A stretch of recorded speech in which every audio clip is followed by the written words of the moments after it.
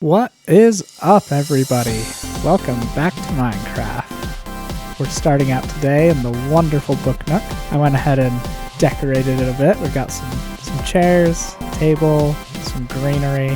All in all, this is a very cozy place to enjoy the wonderful mending books that we can get from our librarian villager here. Last episode, we made some pretty big advancements with this build. We got ourselves mending. I have it on actually all of my tools and armor. In the last episode, I said I wasn't going to put it on everything just yet, but then I realized the stuff that I have on everything is stuff I want to keep.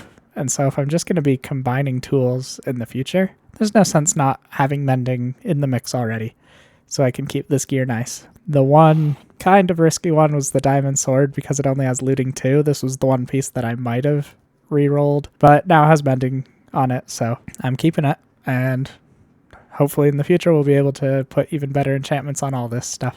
And speaking of better enchantments and better gear in general, that is actually something I would like to take a look at today. Our gear is pretty good. We're in a pretty good place in terms of the stuff we have, but my goal is to very soon have pretty much the best equipment we can have in just the overworld without having been to the Nether or the End. That means there's a lot of enchantments we can still get on our tools and armor, and that also means I would like to start looking at a ranged weapon.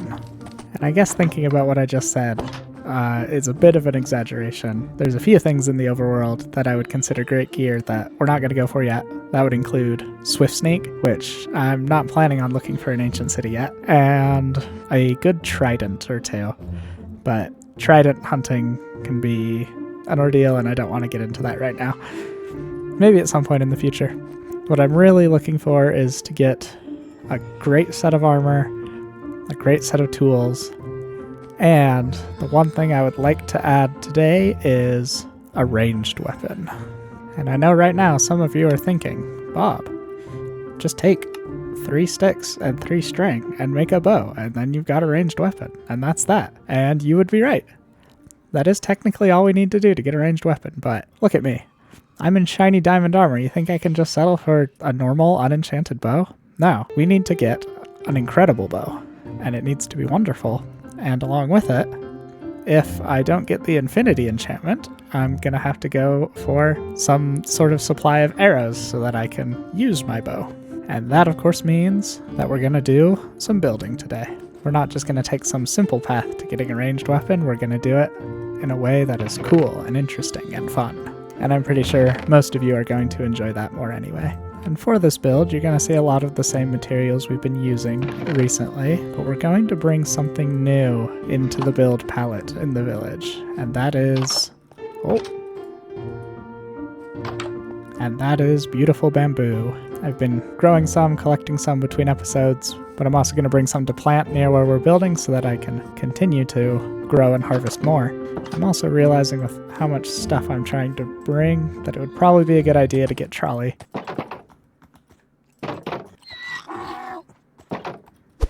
Alright, build site, build site, build site.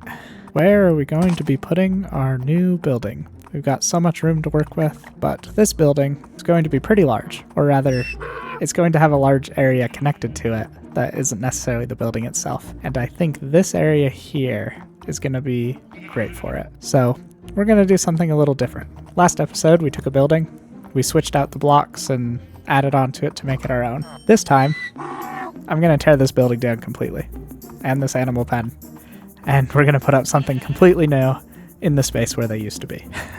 And before we get started, I'm going to take a handful of the bamboo I brought over and just plant a bunch of it so that it can be growing while I'm working. I'm sorry, Mr. Villager, your house has been scheduled for demolition, but don't worry, we'll get you a new place to live in the very near future.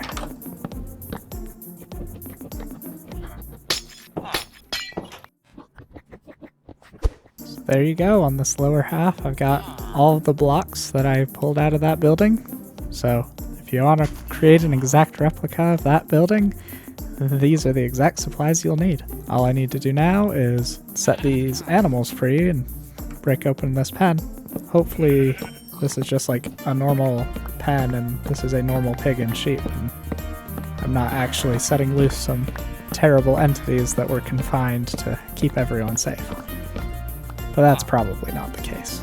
Alright, with the area clear, now I need to grab some coarse dirt and go find what I would like to have as the corner. I think I want one corner right here. The other corner would be right here. But I can clear out all this dirt and we can count out 34 blocks in that direction. And that will be the total length of this area. Yeah, I think that's going to work perfectly. So I've got the whole area outlined, and I'm starting to fill it in. And what I'm trying to make here is just a long strip of coarse dirt. And my plan is that we are going to make this area into an archery range. That's right, I don't just want a bow, I also want a place to practice using it. And the idea with this archery range is that I'm going to set up like a little area where you stand here, and we'll have different targets of various heights and at various distances. And all the way down at the end, the targets that are the furthest away are far enough away that if we get a bullseye on them, we'll get this advancement for hitting a bullseye from at least 30 meters away. This is actually slightly longer than it needs to be for that, but I think this will be a fun addition to the world. A big archery range and a place that, you know, we can try and get one of the advancements. All right, there it is. And I went ahead and used white wool over here to kind of designate where you stand when you're using the archery range. Now let's go ahead and get this place kind of enclosed and start putting in the targets and the things that are going to make this fun. So I think I'll go ahead and put a gate right here in the center. And then I'm going to go ahead and fence this whole area off. There we go. The archery range is enclosed. Now over here, we're going to set up a little wall. This is going to designate the back of the archery range, and in just a bit we're going to be adding some targets to this wall. So maybe some of you know this, maybe some of you don't, but if you take a hay bale and surround it with redstone dust, it creates a target block. I'm going to go ahead and grab 8 of those. Target blocks are really interesting.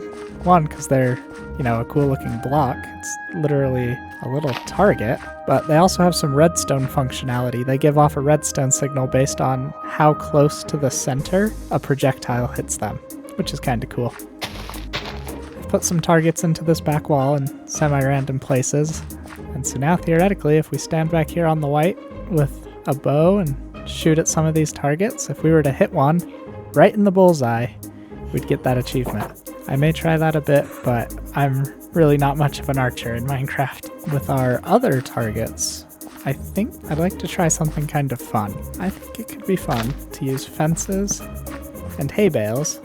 These are kind of inspired by the hay bale dummies you can find outside of pillager outposts. We can set up these little target head dummies, and I think if we have a few of those in the archery range, it could be pretty cool. Little targets we could aim for. And maybe for a bit of variation, the one that's closest we could make a little shorter. That way he doesn't block as much behind him, and also, like I said, adds a bit of variation. And there we go. Just like that, we've got a cute little archery range. All we need now is a bow to use in it. So a lot of buildings we've built in the village so far have had stone bricks on the base, and I think we will keep that up for this build. So we'll start with an 11 by 7 rectangle. Now this rectangle ends up hanging over the water a bit. I could either build out the ground, cut into the water a little bit, change the shape of this pool, or I could do something where I put parts of it on stilts. I'm not sure exactly what I want to do yet, but let's look at what we're going to do to make this building special. I think we're going to probably have to pull this house out too. It's quite close to what we're building here. But we're going to introduce a new block into the village build palette. And you may have guessed it, that block is going to be the bamboo block. This is a great looking green block, and as you all know, I'm wanting to use lots of green in this village. Unfortunately, the rest of the bamboo wood family is all yellow, and I'm not sure I want to use any of the yellow right now, so we will be sticking with just this normal bamboo block. So I'm going to go ahead and use this bamboo to put up a wall all the way around this build. The bamboo placing sound is quite pleasant. I do like it. What is this building? Doesn't look like it's really anything important, so I'm I'm probably going to tear you down. Alright, with that building out of the way, we can actually see what we're doing now. Now I think what we're going to do is cap this off with some jungle logs. The two main wood types we're using in the village are jungle and mangrove, so making sure to include a bit of those in this build will make it fit, even though we are using something new, like bamboo wood. And I think on the inside of this building, I am going to use jungle planks. What I'm hoping is that by doing this on the floor and just having like a strip of that on the wall near the ceiling will end up looking really good, as that becomes just kind of an accent to the room. And I think that it is looking correct so far. Now let's look at the roof line. This building's pretty short, so I don't want the roof to be too tall or it'll look wrong. And I think it could also be cool right here in the middle to throw in some chiseled stone bricks, just as a little decorative block. And I think we'll go ahead and do the rest of the roof line out of mangrove wood, since that's something we've been using a lot of in the village. And I don't want it to get too much taller than this. So I think what we'll do is cap it off with slabs at about that level. We end up with a roof line like that. A little shorter, a little more squat. Also, I think we have enough bamboo, so I'm gonna take down our temporary bamboo farm already. This stuff grows so fast, it is quite easy to get a lot of it. And just like that, we have a nice quaint little building. However, this shape is a little too simplistic for my liking. This is looking pretty good so far, but I would like to add another little section to the building. So I think what we can do is not quite flush to the other end of the building. We can add a new wall coming out, something like this. And with how far out that brings the building, I think it'll make the most sense to just bring the land in and kind of make this little pool just end a little earlier. I think I'll be fine with that. But now with a new area, a new section of the building, we can go ahead and build this up like we did the other part. And I think I'd like to take this part of the building and again bring it up 2 blocks using the bamboo. Now, for the top of this kind of tower, I want to do a slightly different roof line. I'm going to have stairs that fully wrap around in the corners. Then I've added some hidden light sources that'll help light this place up. And then I want to come in with more of these chiseled stone blocks. I really like the look of these blocks. They also have a very similar pattern to the target block, so I think it kind of works on this build. So we'll put these blocks here at the top of the tower, and then cap them off with some more mangrove, and I think we'll fill in the rest, popping it up slightly. And that should be pretty good for the roof of the tower. And now this build is looking pretty good, but it is lacking a certain level of detail. But I think we can fix that using fences and fence gates. So here's what I'm thinking. We put fences with open fence gates in between them. And then on the longer sides, we do 2 fences next to each other so we get this whole filled in middle thing like that. I think that helps hide the transition from stone to mangrove a little bit better, which was kind of harsh before. And I think that adds a really nice layer of detail to the top of the tower. And I think I want to do some more underneath the roof line too. And there we go. With all the fences and fence gates in, I think that really helps the tower feel a little less plain and a lot more finished. Last thing I'll do is add just a little bit of light up here, because the very top of this tower is the only spawnable area on this roof. So as long as that's lit, I don't have to worry about anything spawning up there. Now, I'd like to do just a little bit of interior decorating. We can use some stairs and a slab to set up a little desk, and we can add in a floor to this room. And then I think we can take a few of the blocks that we were using on the outside of the build and use them to clutter up the room a bit. That feels nice. I like that. I do like the area to feel cluttered because that makes it feel lived in, but I don't like it to feel cramped. So I think what we can do to help open this space up a bit is add in some windows. I think it would also be fun and make sense for there to be a path from inside this building right out into the archery range. Because here's my idea with this building. My idea is that this archery range, this isn't just my archery range. This is the village's archery range. And, you know, the villagers love to come here, but well, there's got to be some organization, some rules, someone to make sure people are safe, and also someone that can, you know, supply the patrons with bows and arrows to be able to come out here and enjoy the archery range. So this is kind of the building where that person is going to work, and we're going to be bringing a villager in here, making them a fletcher, and they are going to be the one in charge of the village archery range. So with a bit of ground added to help this building make a little bit more sense, I think it's time to get our worker who's going to be working in here. So I believe we need 2 pieces of flint and a little bit of wood to be able to make the fletching table. I'm also going to grab some emeralds and some extra wood to be able to trade with the new fletcher. So this villager here has been hanging around my stone cutter that I put down. I think if I throw the fletching table in there and break the stone cutter, he should head right inside. Hello, sir. Welcome to your new job. I want to put his fletching table back there in that corner. That way, when he's over there working at it, it kind of puts him, behind the desk where he would be as the owner of this business. Hello, sir. I see you sell arrows. I would actually be very interested in buying your arrows. And I would love to get this guy leveled up enough that he sells some good enchanted bows and even tipped arrows at the end. But for now, I'm going to take 1 bow from him. And why not just for fun? Why don't we take a very hopeful first shot with this bow and get the bullseye achievement on our very first shot? Ready? Go! Nope. Hey, at least I hit the target. Yeah, that's definitely not the bullseye though. Ah well. Let's take our new bow back to the magic cave and see if we can get any good enchantments on it. Alright, let's see what's available. Power 4? Oh, yes. That is the best thing that I could get on a bow. Which means I think I'm going to have to go hit the spider farm and get up to level 30 so that we can take that enchantment. Come next. We ride.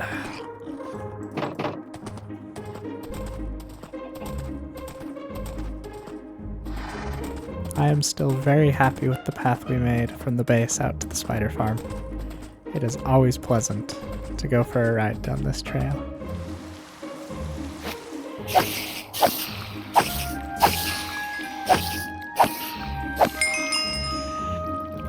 Just like that, we've hit level 30, and I also went ahead and topped off all my tools since I was already at the XP farm. Now we're ready to head home and see how good a bow we can make. Alright, enchanting table, what will you give me besides just power 4? Nothing. Just power 4. Huh, okay. I guess I could live with that. So when it comes to bow enchantments, there is an interesting thing to consider, which is the fact that mending and infinity are mutually exclusive. Mending means you can repair the bow, but infinity means that as long as you have 1 arrow in your inventory, the bow will be able to fire arrows and never run out. So, which am I going to go for? The answer is probably both. I'm probably going to get 1 bow with mending, 1 bow with infinity. And the reason is, I like getting a super strong, perfect bow, and then putting mending on it so that I can have that bow forever and it never breaks. It's kind of my general use bow. But then, in specific situations, such as fighting the Ender Dragon, it's nice to have a bow with infinity on it, because then I don't have to plan on bringing a ton of arrows. I just bring 1, and I have all the arrows I need to take out the crystals and to take on the dragon. So I'm probably going to go for both of them. But this first bow, I think I'm going to put mending on it straight away. It's got power 4, it's great. We'll just plan on building this into my general use bow. Oh, that looks good. I look good with a bow. I like that. This is a good upgrade for us. This is a good step into the future. But if we are going to take our whole setup and get it to the best it can possibly be, I think we're going to need more than 13 diamonds. And I don't really feel like mining for diamonds right now. So instead, what we're going to do is explore. Shipwrecks and buried treasure tend to have plenty of diamonds for you to enjoy. So I think we're going to head over to the northeast and explore the end of our continent and the ocean. I believe that it is entirely water between us and this bit of land. I might be wrong. I guess we'll find out. I also have a buried treasure map that I got at some point in the past that is off in that direction, so we'll at least be able to find that and dig up some diamonds. Before we go off adventuring, do you guys remember the bunny enclosure? I've got this special place where I've been breeding lots of happy bunnies. So wonderful, so cute, so fun. On a completely different topic, I have 6 rabbit hide, which happens to be how much I need to make a bundle. Do you guys remember way back in episode 1 when we were creating the world and I turned on the bundle experimental feature? Well, here it is. We have ourselves a bundle. I've been meaning to make one of these and take it adventuring for a little while now. Bundles are really interesting. They can hold 64 items, which means if you just put a stack of things in there, it doesn't take up any less inventory space. But if you have multiple stackable items, you can stack up to 64 different things in the bundle. And so that can really help with if you have lots of random things in your inventory that only take up a slot and you only have like 1 or 2 of them, I can use the bundle to help compact those down. And that should hopefully keep us adventuring longer. I'm going to leave behind a few things that I don't feel like I need. So with everything that we need in hand, let's go!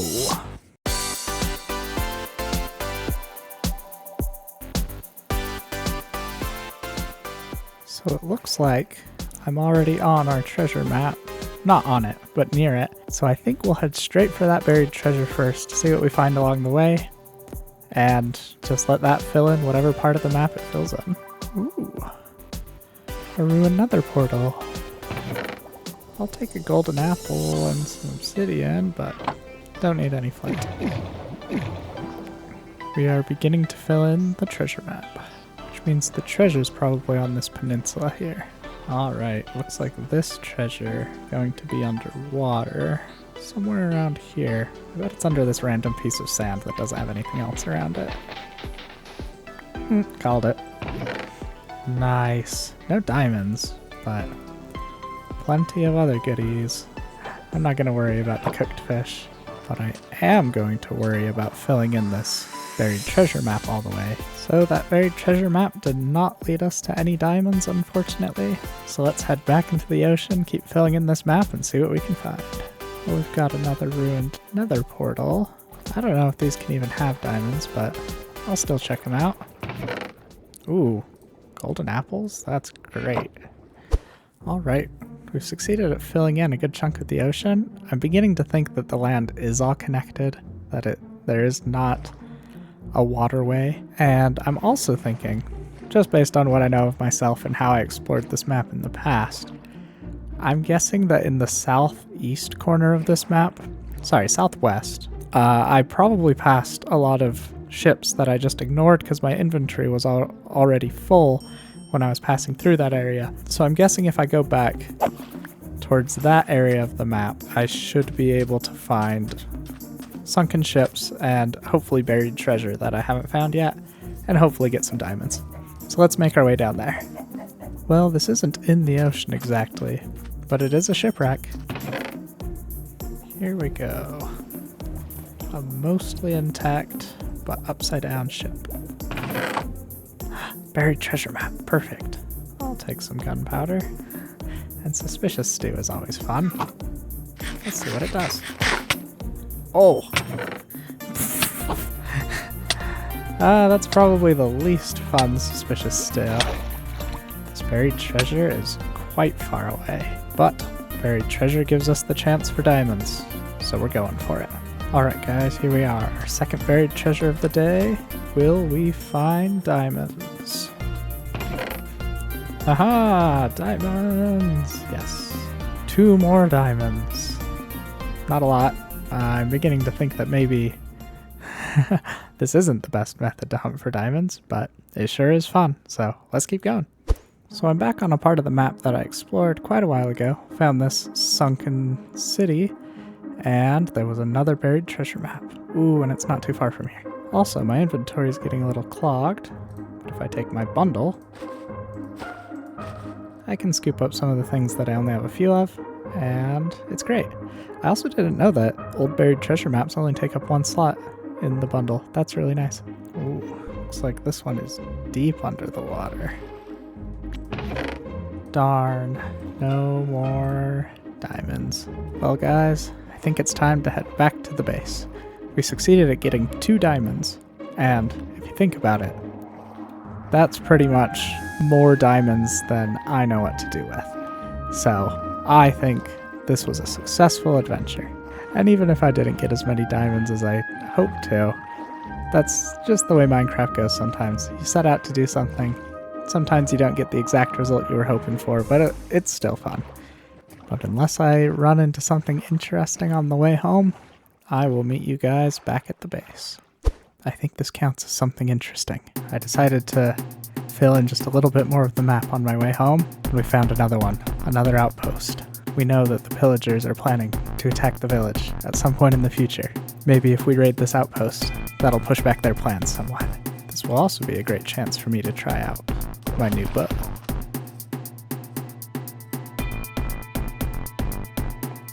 Guys, I got inside and I don't think any of the pillagers even saw me. Oh, you know what? This is the same outpost I already raided. I am such a silly person. Ah, well. Oh, that's a good bow. Can 2-shot pillagers?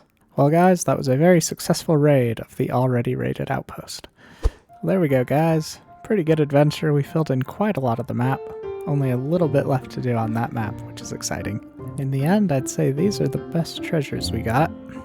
5 golden apples is pretty good. 3 hearts of the sea, some potions, diamonds. And I think I'm going to take these prismarine crystals and we're going to create a new box, which will be the kind of ocean goodies box, prismarine. And that's also where I'll store my hearts of the sea and nautilus shells. So, I think that's going to be all from me this episode, guys. I think between episodes, I'll do a little bit more detail work here around the archery range, and, you know, maybe I'll go mine some diamonds. But for now, I want to say thank you guys so much for watching. This episode's been a blast. If you enjoyed it, do hit the like button. If you want to see more, please subscribe, and I will see you guys in the next episode. Have a great day!